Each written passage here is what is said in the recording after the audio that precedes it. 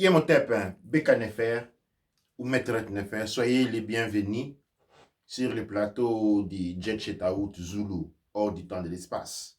Aujourd'hui, nous allons vous présenter, comme je vous ai convié, à un nouvel épisode.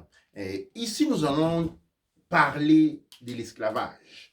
Nous allons essayer d'introduire, de réfléchir ensemble sur l'esclavage dans une thématique, dans un discours que la manière dont peut-être elle n'a pas encore été affrontée aujourd'hui, elle a peut-être été affrontée, mais nous allons apporter de nouveaux éléments de l'analyse.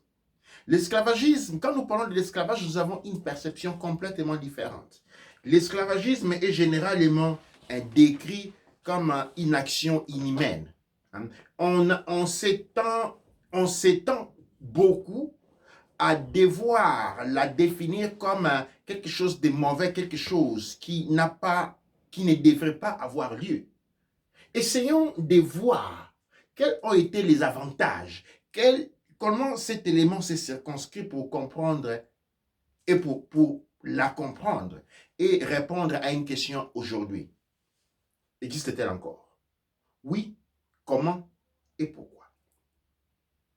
Soyez les bienvenus. Je commence par saluer ceux qui sont en train de nous rejoindre. Je sais que Jet Chetaout Zulu généralement fait à 17h30, mais vous pouvez vous rendre compte qu'il y a une très belle journée. Le soleil est brillant et ça n'a pas été facile de se soustraire des rats. Le soleil qui brille comme rien et venir faire l'émission. Mais un rendez-vous est un rendez-vous, même si on est en retard, disent les ancêtres, mieux tard que jamais. Douane chère à vous tous et bienvenue encore sur cette plateforme. Nous allons tout de suite nous lancer dans la réflexion. Je vais commencer par la réflexion qui m'a porté à cette réalisation. Eh bien, il y a un personnage historique que nous connaissons tous très bien et au nom de Frederick Douglass. Frederick Douglass est né aux États-Unis durant l'époque de l'esclavage. Il est le fils d'une femme noire et d'un père, comme souvent est arrivé dans cette époque-là, d'un homme blanc. C'est-à-dire les maîtres d'esclaves avaient, disons, la disponibilité de faire de leurs esclaves ce qu'ils étaient. Et il a, durant son enfance, réussi la bienveillance de ses tantes paternelles. Ces tantes paternelles qui se sont d'une certaine manière attachées à lui, l'ont traité d'une autre manière, ce qui a fait qu'ils l'ont secrètement appris à lire et à écrire, ce qui faisait de lui un esclave exceptionnel. Parce que les mélanodermes avaient été forcés à oublier c'est quoi l'écriture, c'est quoi la lecture. Et je vous rappelle encore aujourd'hui, je vous rappelle encore ici, qu'une bonne pratique de l'esclavage, spécialement aux États-Unis et notamment dans le monde entier, était celui d'arracher les mélanodermes à sa culture, de les réduire au rien, à les réduire à un animal. Il était forcé à se comporter comme un animal pour ne pas subir des oppressions. Il était forcé à se comporter comme un animal comme un animal pour ne pas être bafoué. Et bien des cas, nous avons des relatations de situations affreuses, inhumaines et inhumaines dans lesquelles ont été poussés nos ancêtres à vivre pour les débarrasser de leur humanité. Et il fallait faire ses besoins devant tout le monde. Il fallait faire pipi devant tout le monde. Il fallait se lancer à des actes d'accouplement devant les yeux des Blancs pour ne pas être tabassé. Il fallait se lancer à des actes incestueux pour ne pas être maltraité. Eh bien, lundi appelle mardi et mardi appelle mercredi. En se potrant dans ces attitudes pour des raisons de survie, ces attitudes sont devenues des cultures, d'habitudes et des consuétudes. Tout comme aujourd'hui nous observons en Afrique quelque chose que nous contestons avec force. La vente des filles sous le prétexte du mariage et de la facture. Elle a été un acte d'esclavagiste parce que la femme était vendue. Elle a été renforcée. À un moment donné, les maîtres d'esclaves avaient besoin des hommes noirs pour continuer cet héritage, pour l'aider dans cette entreprise. les uns ont pris goût à cette facilité de faire profit. Et de ces profits est née une culture. Et cette culture aujourd'hui est encore maintenue. L'esclavage, nous n'allons pas seulement la voir dans un seul angle, nous allons le voir dans tous les deux angles. Il y a l'esclavagisme qui est pratiqué par la société coloniale occidentale. Et il y a aussi un mimétisme, un syncrétisme dans l'essence de la pratique de l'esclavagisme qui, lui, s'est dissimulé et s'est fait adopter dans le modèle de vie que nous appelons le modèle aujourd'hui africain post-colonial. Eh bien, nous allons retourner autour de Frédéric Douglass. Frédéric Douglass, en 1844,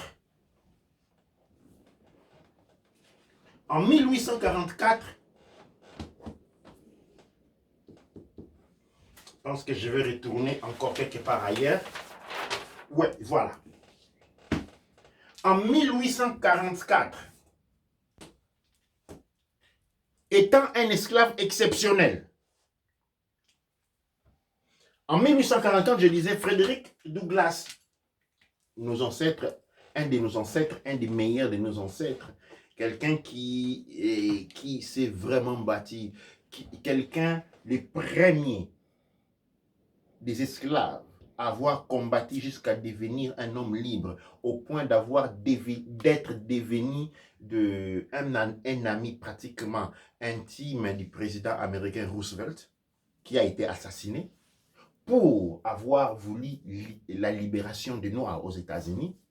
Dans un second moment, n'oublions pas Roosevelt, dans un moment, est aussi un esclavagiste. Et comme tout le monde à cette époque, il conçoit que l'homme noir n'est qu'un animal. Et il dit dans un de ses aveux, s'il aurait pu, s'il avait été mesuré, s'il était possible définir les conflits entre le nord et le sud des États-Unis sans l'abolition de l'esclavagisme, il a prié que Dieu le puisse lui donner cette solution. Il faut reconnaître que par après, il était devenu un des meilleurs amis de Frédéric Douglass. Douglass est un homme qui est né en tant qu'esclave et a côtoyé les niveaux les plus hauts des sociétés organisées américaines. Nous allons, pour ce qui nous intéresse aujourd'hui de Frédéric Douglass, nous allons voir un moment de sa vie. En 1844, si nous faisons la différence entre 1844 et 2020, 1844, et donc nous avons 6, 11... 170. Comment? 100, je crois 170. 170. 776 ans. 700? 176 ans. 176 ans.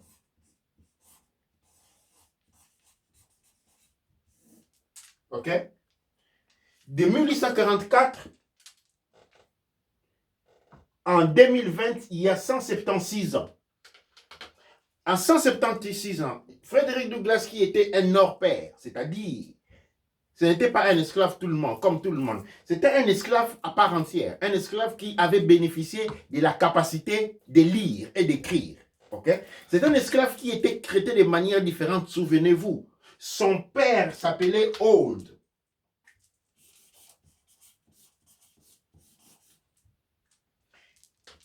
Qui était en quelque sorte un des personnages les plus grands de l'État de Maryland aux États-Unis. Et donc, ceux qui voulaient que ces garçons, de par la protection de ses tantes et la manière dont il avait été élevé, était considéré dans cet état une certaine personnalité et son salaire était celui de 9 $ par semaine. Il faut savoir qu'un autre attribut de l'esclavagisme n'était pas seulement où l'on travaillait sans salaire. Un autre attribut de l'esclavagisme était les maîtres d'esclaves, pouvaient donner ces esclaves à aller travailler chez d'autres personnes pour être payés. Et quand on était payé, tout ce que l'on recevait comme paiement, on venait les donner aux maîtres d'esclaves. Vous vous souvenez, vous avez idée de ces pratiques encore aujourd'hui. Par exemple, dans la prostitution. La prostitution a repris exactement les modèles de travail, hein. La prostitution féminine a repris exactement les modèles de travail de l'esclavagisme, où les femmes qui se prostituent utilisent leur corps et puis leurs gérants reprennent l'argent. C'est d'où est née cette modalité. Ou d'encore, où nous avons certaines cultures dans certains coins de l'Afrique, où quand quelqu'un t'avait donné la possibilité d'avoir un travail, eh bien tout ton salaire tout ton premier salaire, tu dois le lui donner. Voilà d'où est la source de ces cultures, de ces habitudes. Donc, Frédéric Douglass, un ancêtre, qui est, nous allons dire, pour le respecter, Gungun. Le Gungun Frédéric Douglass, ok, dans sa situation, c'est-à-dire un super éduqué de la société esclavagiste noire de l'époque, reçoit 9 dollars par semaine. Quand nous prenons les 9 dollars par semaine, les 9 dollars par semaine aujourd'hui correspond exactement à 265 $.23 aujourd'hui. Par mois, c'est-à-dire par 4 mois, 9 multiplié par 4. Le Egungun, Frédéric Douglass touchait 36 dollars par mois. Tout cet argent ne lui revenait pas, il devait donner cela à son maître. Ok? Si nous prenons les 36 dollars aujourd'hui de l'époque et nous l'ajournons aujourd'hui, nous faisons ce qu'on appelle la capitalisation, eh bien nous obtenons 1060,92 $. Okay? Ça, si nous restons dans la circonscription de l'esclavagisme, eh bien, aujourd'hui, un esclave, si nous ajournons le modèle de l'esclavagiste, aujourd'hui, un esclave toucherait 265 $ disons, 265 $ par mois, ok? Et par an, c'est lui qui équivaut à 1060,92 $ aujourd'hui. Pourquoi je suis en train de faire ces raisonnements? Parce que je veux que nous commencions à penser, à voir l'esclavagisme comme un système économique. Quelle est la différence? Nous sommes aux États-Unis et il y a le nord et il y a le sud des États-Unis. Au nord, c'est le centre des lois. Le sud, c'est le centre des affaires. Les États-Unis du Nord sont caractérisés par l'organisation de la société. En fait, naissent les mouvements, ce qu'on appelle les abolitionnistes, ceux qui vont commencer à se battre contre l'abolition de l'esclavagisme. Et il y a des mouvements féministes, ceux qui vont commencer à se battre pour les droits de la femme aux États-Unis. Nous sommes dans le 18e siècle. Le Sud est un État économique, c'est-à-dire est un État capitaliste. Ce n'est pas qu'au Nord, il n'y avait pas de capitalistes. Le Nord, il y avait des capitalistes aussi. Mais c'est quoi la différence que nous allons essayer d'implanter ici? Pour que le capitalisme puisse être favorable à la croissance économique d'une nation et au peuple de cette nation, il faut qu'il y ait la présence des lois qui protègent l'emploi, qui obligent les capitalistes à payer un salaire minimum, qui obligent les capitalistes à ne pas faire travailler les esclaves des travailleurs dans des conditions pitoyables, qui oblige les capitalistes à payer les vacances, qui oblige les capitalistes à payer les maladies, qui oblige les capitalistes à donner l'organisation syndicale à l'intérieur du système économique. Alors, en ce moment-là, nous avons ce qu'on appelle le capitalisme. Mais le capitalisme, dans un État, dans une situation où il n'y a aucune organisation d'État en mesure de faire pression au point d'obtenir 1. Le salaire minimum. 2. Garantir le paiement de maladies, des vacances. Mais exiger et obtenir à travers l'activité syndicale qui doit d'abord exister et après négocier des conditions favorables, non à la réjouissance des travailleurs, mais à la vie des travailleurs. Nous sommes devant l'esclavagisme. L'esclavagisme est est un modèle économique. Est un modèle économique basé sur les intérêts à 1000%, où la personne n'a plus aucun sens de l'existence. Il n'y a aucun droit. Aujourd'hui, maintenant, nous allons essayer de ne pas rentrer dans toutes les spécificités, mais nous allons faire un saut. Et ce saut-là va nous apporter dans un pays que vous connaissez beaucoup, que vous connaissez tous. Eh bien, c'est la République démocratique du Congo. Les informations que je présente sont des informations de nature aléatoire. C'est-à-dire, ne les prenez pas pour fixe, mais disons paye après. Souvenez-vous des dates que nous avons données avant. Nous avons fait voir, juste pour maintenir une ligne de la pensée, qu'en 1844, les salaires par mois d'un esclave éduqué était celui de 36 $ par mois.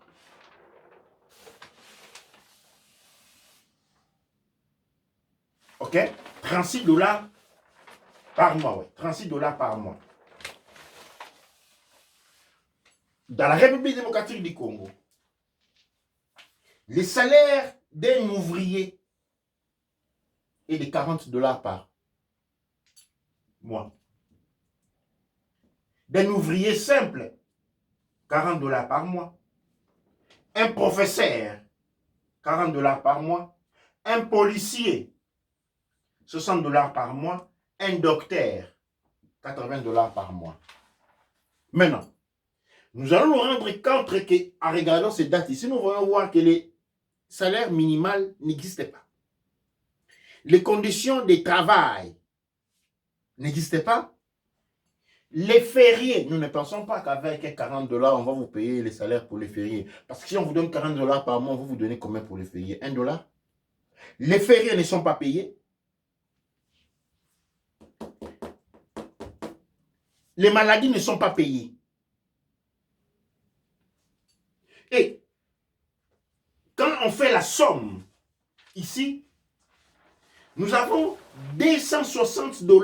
Quand nous prenons la somme, c'est par mois, du travail d'un docteur, ok, d'un policier, d'un professeur, d'un ouvrier simple, et par exemple d'un chauffeur ou de tout autre métier, Ou infirmière. ou d'un infirmier, cela nous donne 260 $ par mois.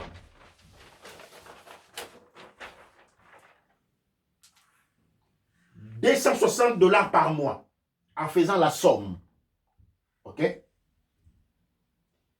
Ici, si nous capitalisons les salaires de Egungun Frédéric Douglas, si Frédéric Douglas devait être en vie aujourd'hui et on calculait par terme de capitalisation son salaire par mois serait de 265,22 $. Or, ici, nous avons un docteur, un policier, un professeur, un ouvrier comme, par exemple, un infirmier et un chauffeur, ensemble, gagnent 260 $ qui est inférieur à ce qu'aurait gagné un esclave. Je vais répéter cela. En capitalisant le salaire que gagnait Frédéric Douglas. Et là, je l'ai fait par rapport à la semaine. Ok? RR. Je vais le faire par rapport au mois. Frédéric Douglas payait 36 $ par mois. Ok? Et quand on capitalise ces mois-là aujourd'hui, c'est-à-dire par mois aujourd'hui, Frédéric Douglas gagnerait 1060,92 $. Alors, 1060,92 $, c'est le salaire d'un esclave à journée. Quand nous tournons en arrière, en 1844, ça là correspond à ça, à 36 $.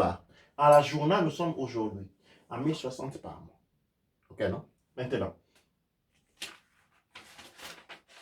1060, souvenez-vous de 1060 par mois. Quand nous venons ici, par mois, ok, un docteur, un policier, un professeur, un ouvrier simple qui veut être un infirmier et pour un chauffeur, tous gagnent 260 $. 5 ouvriers. C'est-à-dire, nous avons 5 ouvriers, ok, qui aujourd'hui, ensemble, gagnent 260 $ en 2020, en République démocratique du Congo. Pendant que si un esclave existait encore aujourd'hui, il gagnerait à lui seul 1060. La différence se trouve où? La différence se trouve qu'ici, 1060, aussi, il n'y a pas la maladie. On ne paye pas les fériés. On ne paye pas les maladies. On ne paye rien. OK? Et cet argent-là ne va pas entre les mains de Frédéric Douglas, mais va entre les mains de son propriétaire. Son propriétaire constitue quoi? Constitue l'État qui les prend en charge. Ici, par contre, nous avons une situation où 5 ouvriers ensemble ne gagnent que 260 $. Ici aussi, nous avons une situation où rien ne lui est donné. C'est-à-dire, il n'y a pas de maladie, il n'y a pas de trucs, il n'y a pas de... Alors, si je regarde les passages de Frédéric Douglas, on va voir que chaque fois qu'il apporte à son directeur de travail, c'est-à-dire à son maître esclave, c'est lui qui lui possède son salaire, il va lui donner quelque chose comme 50 cents ou 1 $ pour lui remettre des vivres.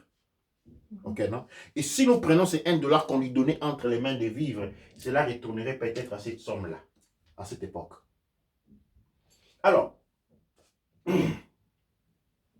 la question que je me pose ici, et que je vous pose et j'aimerais que nous nous posons aujourd'hui,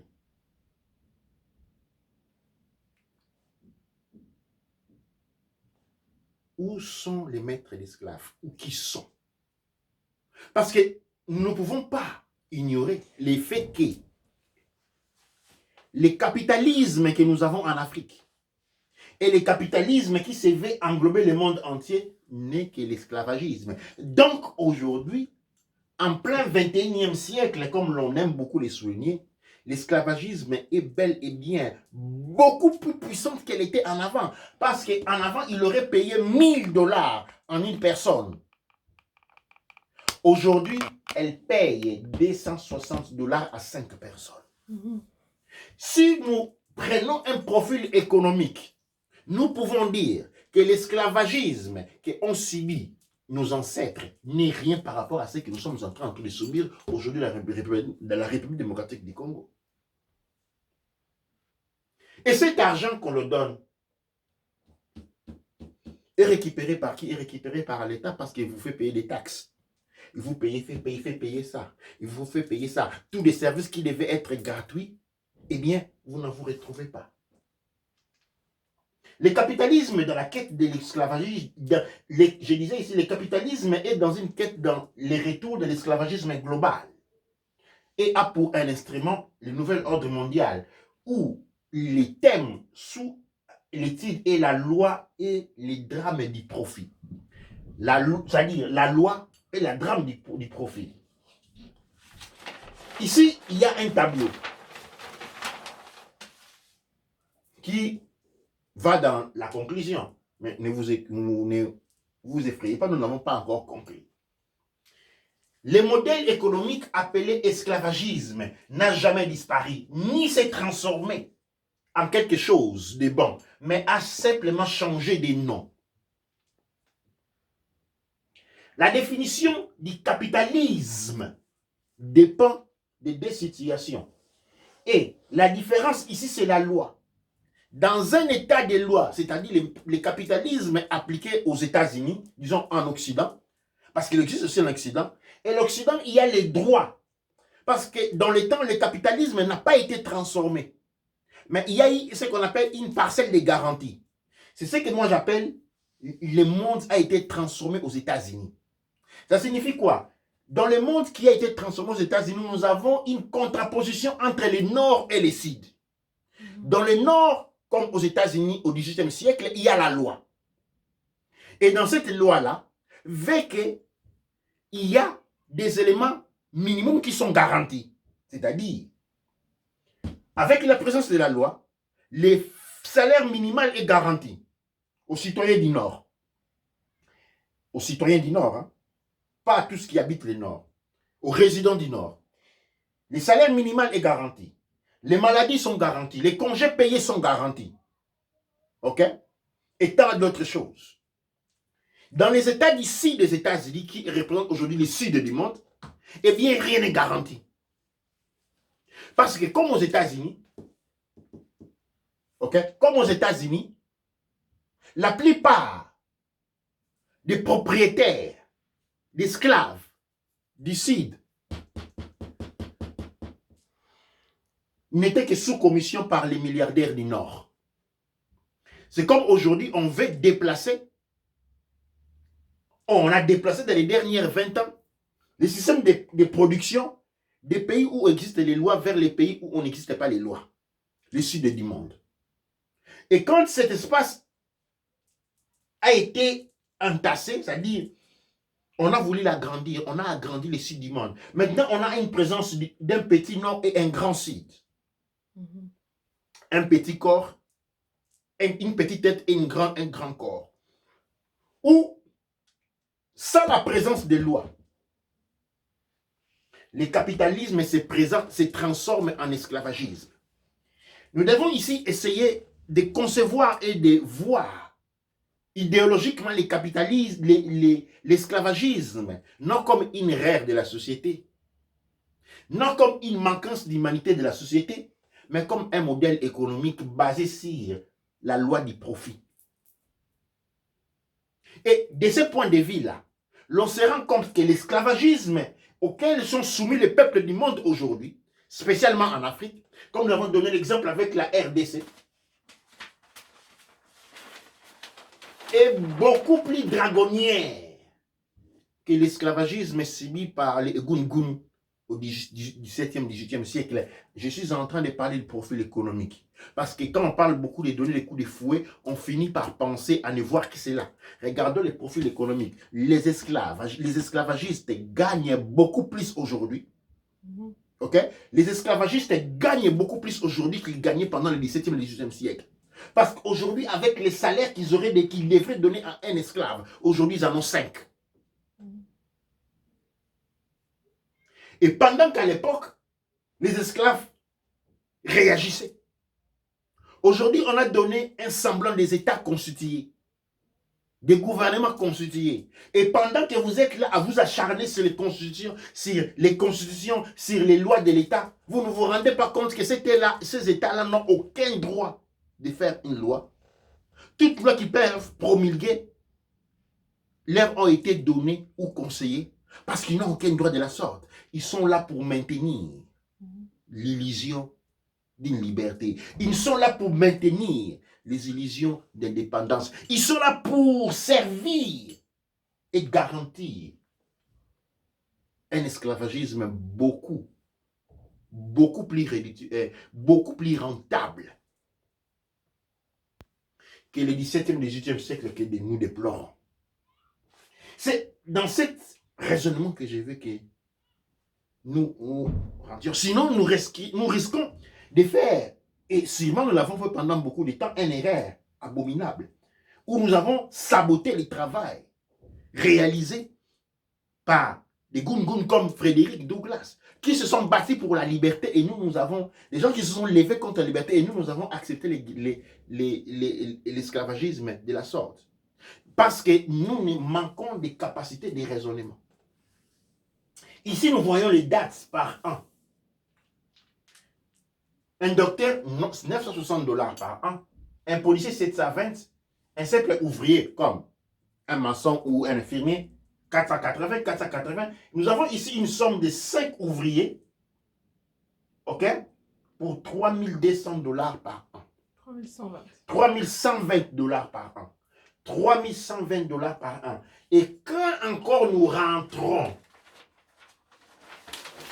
ici,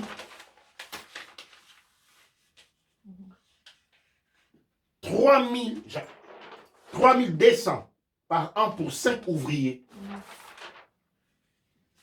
1160. Pardon, 1060 pour un ouvrier. Par mois. Par mois. Ici, c'est par mois. OK?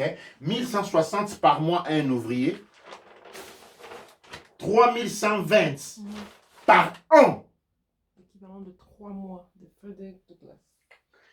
Ce salaire ici équivaut à 3 mois de salaire de Gun Frederick Douglass. Les 3220, c'est 3 mois de salaire pour un seul esclave. Aujourd'hui, en 2020, 3220 équivaut au salaire de 5 personnes par an.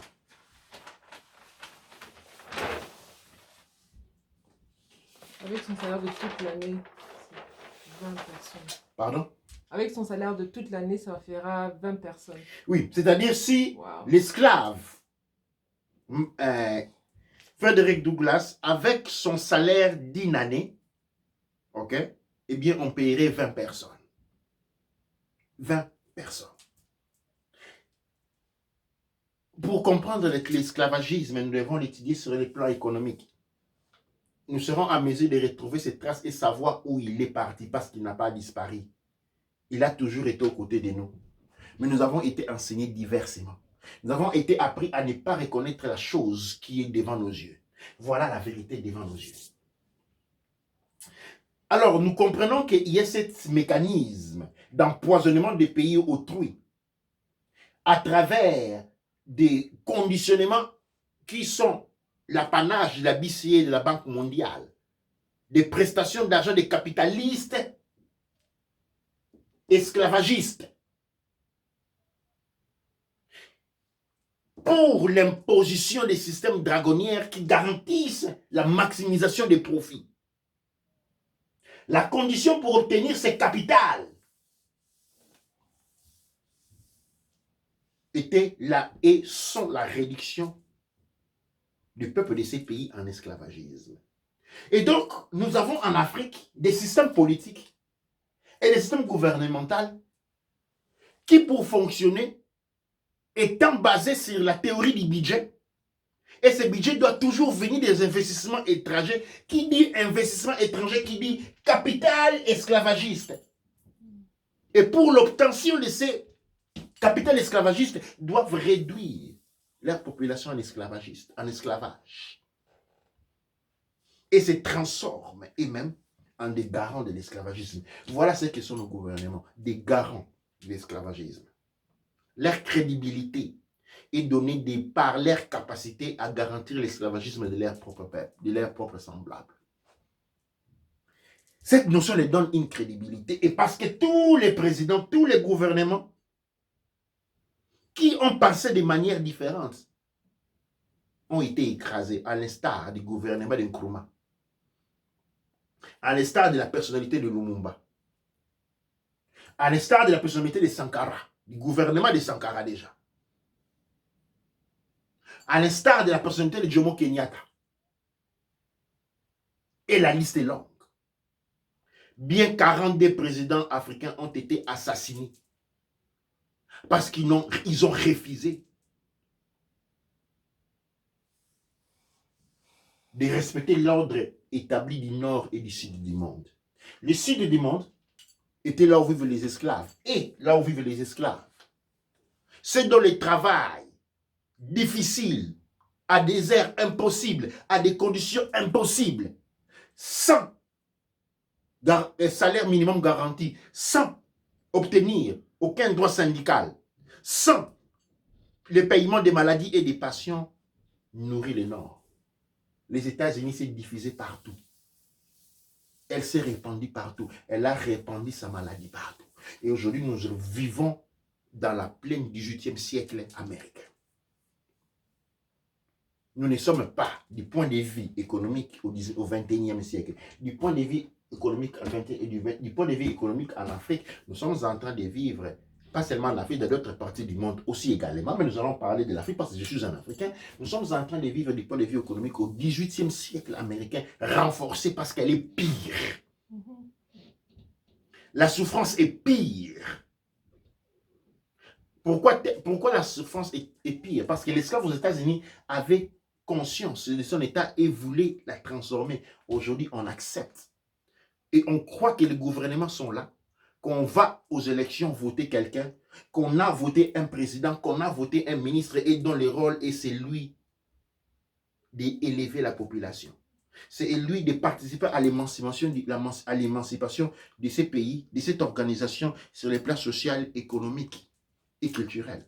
Pendant que nous avons des gens qui sont appointés, des bourreaux qui sont apprêtés de par leur curriculum formatif en Occident pour garantir le maintien du capitalisme qui sert de véhicule dans lesquels se cache l'esclavagisme dans un État où les lois n'existaient pas. Qui sont ces personnes en Afrique, tout, comme en République démocratique du Congo, toute l'Afrique, qui votent les lois? Mais ce sont ceux au gouvernement. Et en fonction de quoi votent-ils les lois? Ces lois qu'ils votent vont à garantir quoi? À garantir la pérennité de l'esclavage. Et spécialement sa non-perceptibilité par les peuples en encourageant les antivalaires, en encourageant la boisson, en encourageant les écarts sociaux pour faire ce qui est une société ou une catégorie policière. La catégorie qui reçoit des bénéfices et va faire de toute sa force pour maintenir ces bénéfices, pour ce qu'on appelle les privilèges. La bourgeoisie congolaise et la bourgeoisie noire, elle sert de bouchon. Ce sont des gens à qui on donne peu. C'est une classe qu'on crée artificiellement, artificieusement, et auquel on donne le peu. Mais le peu qu'on les met est sous menace. Parce que si ils ne servaient pas de bouchons pour bloquer la bouteille de toute la population, ils perdraient ces privilèges. Et donc, pour servir des bouchons, ils doivent maintenir ce que Kofi Gomez appelle les paniers à crabes, maintenir tout le monde dans la pauvreté. Mais cette pauvreté, nous ne la voyons pas bien. J'aimerais que nous ayons réfléchi sur ces points. Aujourd'hui, notre hors du temps de l'espace ne va pas être long parce que ces semaines, nous sommes beaucoup à la réflexion. Pourquoi je dis ceci? Parce que nous évoquons l'indiscipline populaire. Nous avons dit, nous pensons qu'obéir à nos gouvernements correspond à une obéissance civique. Non. Ce que nous appelons l'obéissance civique n'a rien à voir avec ce que nous proposent nos gouvernements qui échouent jour après jour à garantir les biens de faire leurs lettres parce qu'ils n'échouent pas. C'est leur mission même, maintenir cette pauvreté. Et notre obéissance civique n'est pas en réalité une obéissance civique, c'est de la soumission coloniale. C'est de la soumission coloniale parce que nos gouvernements, qu'est-ce qu'ils utilisent pour nous soumettre? Eh bien, je vais écrire un mot. Si je trouve un espace libre pour écrire un mot, voyons si j'en trouve un, parce que j'en ai pas beaucoup. Ouais, exactement. Nos gouvernements, pour nous maintenir la tête basse,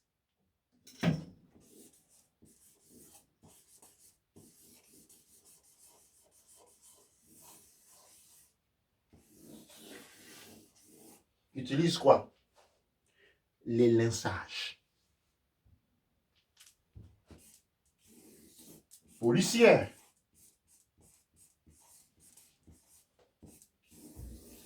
Et militaires.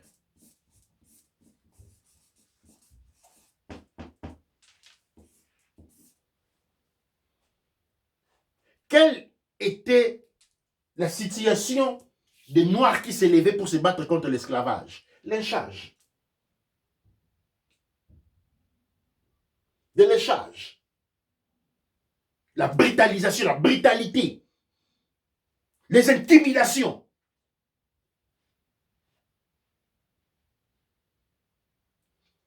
Conduisant à la mort.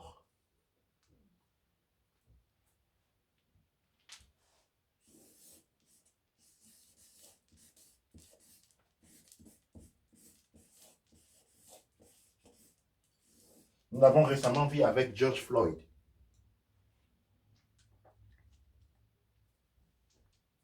Quand en Afrique, vous réclamez vos droits, Que passerait-il aujourd'hui au Congo de quelqu'un qui réclamerait les droits syndicaux? Lynchage. Mais parce que si le lynchage existe aujourd'hui, et nous sommes en 2020, 21, non, 20 encore, excusez-moi. Alors, l'abolition de l'esclavage